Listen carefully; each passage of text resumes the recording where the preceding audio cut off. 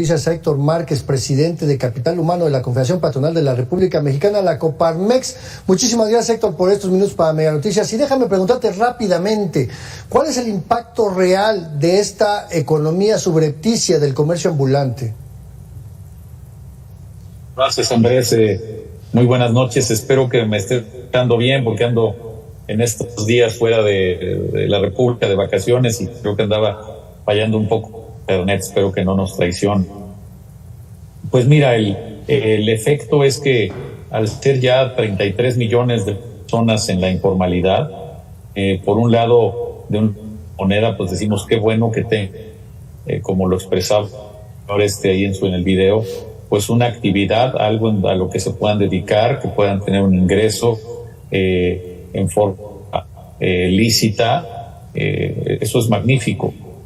El gran problema que enfrentamos del otro lado de la moneda es que estas personas realmente no pagan a la seguridad social y entonces la seguridad social pues se ve debilitada, que la mayoría de personas también explicaba en el video, más del 50% al estar en informalidad y no pagar.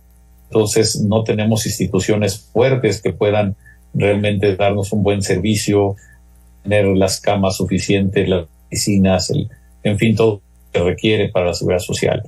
Entonces, estas personas deberían de tener la oportunidad de trabajar en la formalidad, todas las prestaciones cuando se habla pues de vacaciones, aguinaldo, etcétera, etcétera. Entonces, esa es la situación que tenemos que trabajar, no por ir en contra de la informalidad, sino por darle la oportunidad a que, como dice la Constitución, todos debemos tener mismas oportunidades y una de ellas es la oportunidad de tener un trabajo digno y formal. El trabajo es un derecho, además, no solamente un derecho humano, sino un derecho constitucional, como bien lo dices. Pero es como un círculo vicioso, ¿no? Es decir, las empresas no tienen la capacidad de generar las fuentes de empleo, las personas se van a la informalidad y entonces estas personas no pagan impuestos y entonces el Estado mexicano no tiene la captación de impuestos suficientes precisamente para poder abrir las opciones para que el sector privado pueda ir generando esas mismas opciones de empleo. ¿Cuál tendría que ser la ruta para ir encontrando algunas salidas, por lo menos viables? Porque estamos hablando de que es prácticamente la mitad de la población económicamente activa. No es una solución sencilla, pero sí tratar de responder de alguna forma contundente, directa, a lo que me... vemos que estamos en un pequeño pueblito donde pues no hay nadie que invierta, que no hay trabajos, y entonces llegar a alguien, una empresa del sector, y entonces oportunidades de trabajo.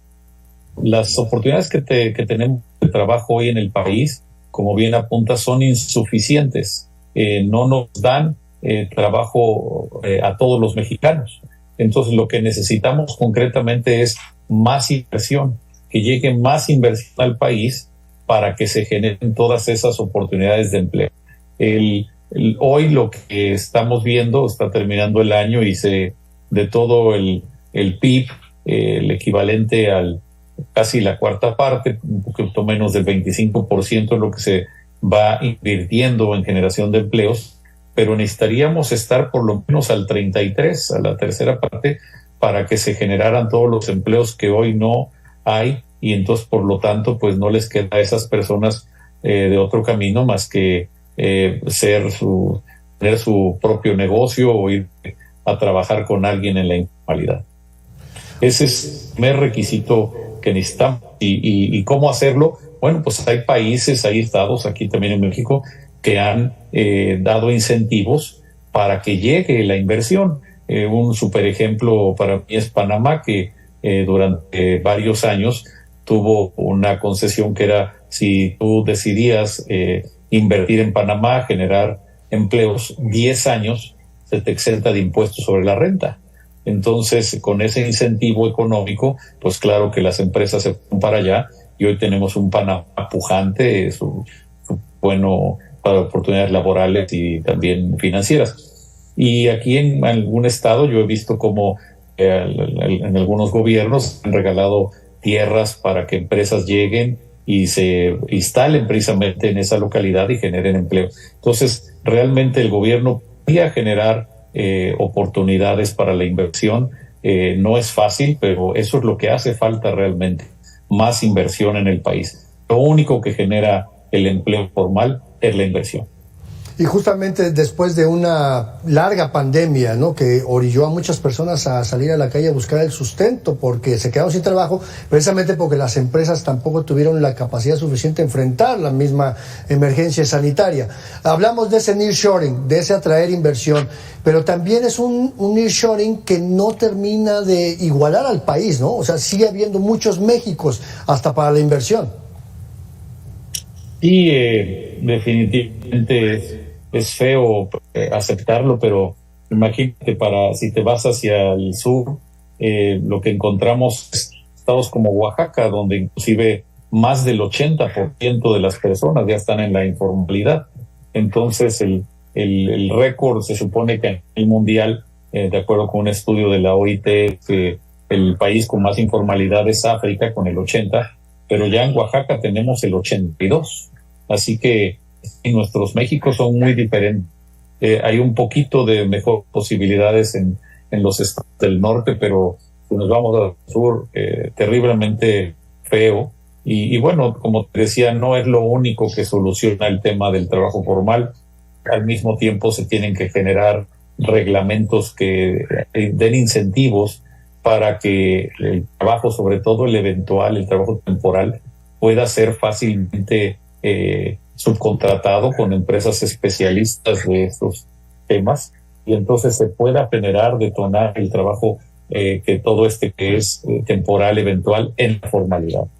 Y bueno, también hay otro tema importante, Héctor, que es precisamente la normatividad, ¿no? Porque se habla de repente de generar esquemas para inscribir a los propios comerciantes a la informalidad, a que paguen impuestos, pero tampoco se les capacita para que tengan esa visión de emprendurismo, ¿no? Y entonces por eso dicen, pues mejor me quedo como estoy. ¿Cuál tendría que ser a lo mejor una ruta alterna para justamente incentivar esa formalización de la informalidad?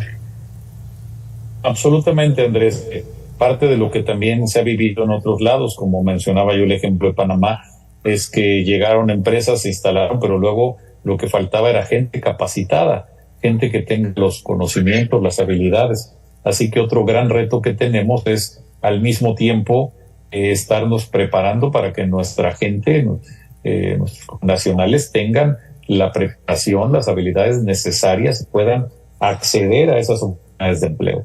Es este reto mucho más difícil el atraer inversión. Finalmente, antes de que se nos agote el tiempo, vienen las elecciones y entonces candidatas, no solamente a la presidencia, a los gobiernos estatales que están en disputa, pero también a las presidencias municipales, congresos locales que tendrían la responsabilidad de legislar.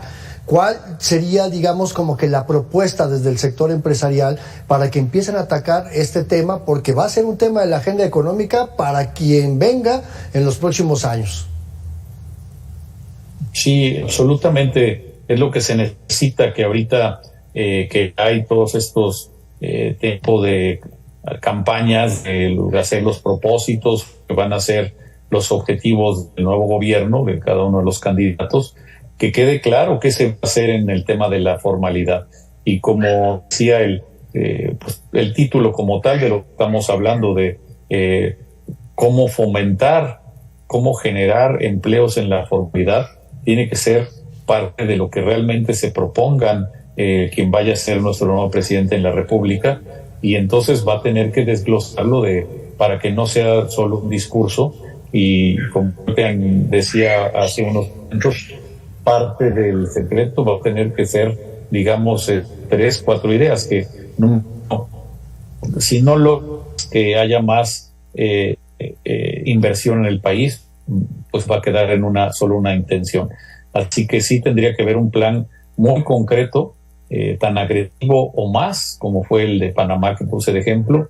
Número 2, generar realmente reglamentos, reformas laborales donde des facilidades para las empresas de subcontratación para que contraten a todo el personal eventual temporal que todo el tiempo se está contratando. En el promedio al mes son 3 millones, para que sean formales estas personas. Número 3,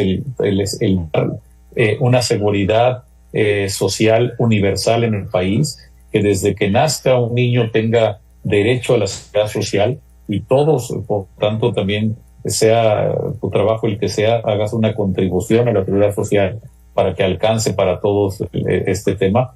Y el cuarto tema, y el más difícil, que es lo que anotábamos, cómo le vamos a hacer para generar gente más preparada, y que tenemos que trabajar ya, porque si no, cuando lleguen todas estas empresas, lo peor que nos podría pasar es que tengan que además importar al personal necesario para trabajar en ellas. Héctor Márquez, Así presidente de Capital Humano de la Coparmex, muchísimas gracias por estos minutos para Mega Noticias, y sobre todo muchas gracias por haberte tomado estos tiempos en medio de tus vacaciones. Gracias. Andrés, encantado de platicar contigo, con mucho gusto, y ojalá y logremos que si quien sea nuestro nuevo presidente tenga este tema tan importante, que es dar oportunidades para que todo el mundo tenga un trabajo en la formalidad. Pues muchas gracias, y vámonos rápidamente a dar un recorrido por el mundo.